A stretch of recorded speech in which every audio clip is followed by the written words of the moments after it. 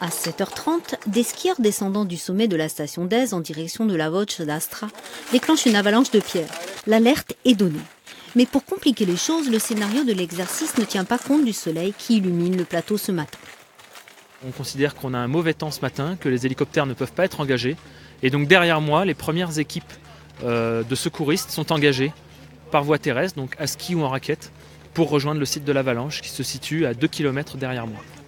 En fonction de l'heure estimée de leur arrivée à la station de ski, les différents groupes de secours se lancent dans les recherches. L'exercice se veut au plus proche de la réalité.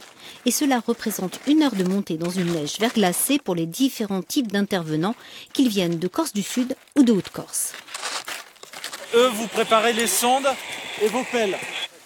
L'objectif, tester la montée en puissance du dispositif et évaluer les modes d'intervention sur la détection et la prise en charge des victimes.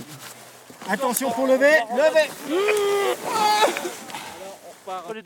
À chaque avalanche, les secouristes s'engagent dans une véritable course contre la montre.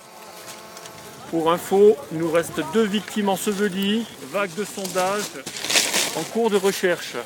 Mauvaise météo, dit froid, vent, on peut vite tomber sur des moins 10 degrés. Les gens restent donc au contact de la neige et sous la neige pendant plusieurs minutes. Donc les températures corporelles peuvent descendre très vite à 35, 34, 33 degrés, ce qui provoque des comas. Donc voilà, c'est le principal danger, c'est celui-là. La bonne cohésion entre les différents acteurs est récompensée par l'arrivée des soutiens aériens. Elle met un terme à cette piqûre de rappel, mais les secours continueront à travailler leur mode d'intervention tout au long de la saison.